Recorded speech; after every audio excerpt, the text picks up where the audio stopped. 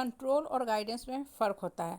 बच्चों को normally parents क्या करते हैं, कंट्रोल करते हैं, मतलब मेरे हिसाब से चलो, जो हम कहें वो करो। छोटा होता है तब भी और बड़ा होता है तब भी हम चाहते हैं कि जो हम बोल रहे हैं तुम वही पढ़ाई करो।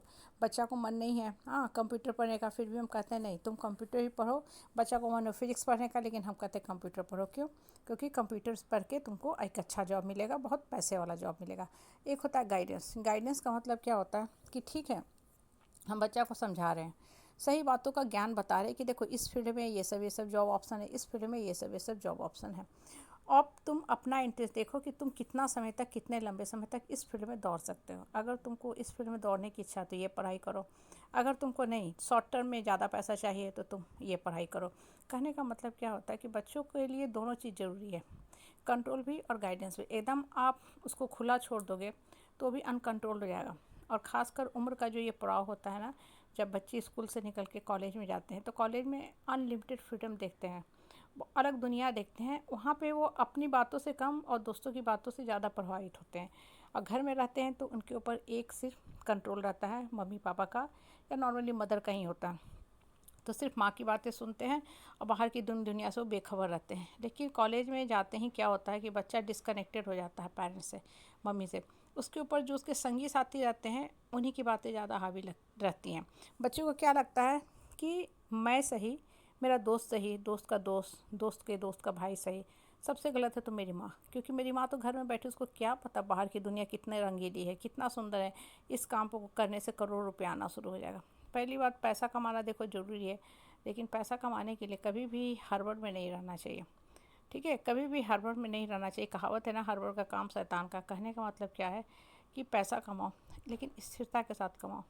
हाँ, कि हाँ ये पैसा कमाने का जो साधन है वो सही भी है कि नहीं। लोग गलत ऐप बनाते हैं, हाँ बहुत सा ऐसे गलत साइट भी हैं, पॉर्न साइट भी हैं, यहाँ तक कि बेटिंग ऐप भी है। वो सब गलत साधन है और एक ना एक दिन आपका भांडा फोड़ता ही है, जिससे आपके कैरियर पे परसेंटेज लग जाता है।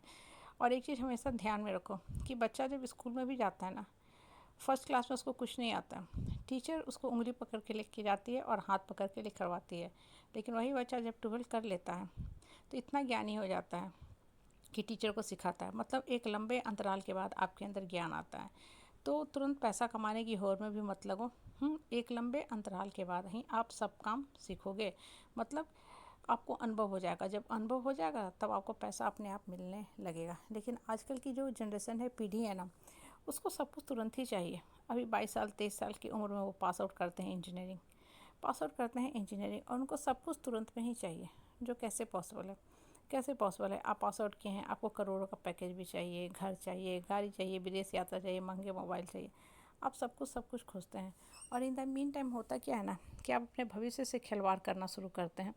क्योंकि और दूसरी समस्या सबसे बड़ी क्या है कि आप अपने लाइफ को हमेशा दूसरे के लाइफ से कंपेयर करते चलते हैं।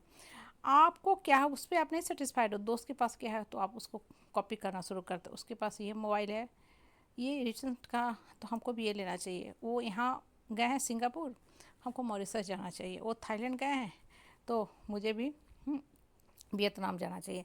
कहने का मतलब क्या है कि जितना ज़्यादा इस रैट रेस में लगे रहोगे ना, हमेशा अशांति ही अशांति है। खुश रहने वाला आदमी वो हिमाचल जाके भी खुश है, मनाली घूम के, मसूरी घूम के भी खुश है।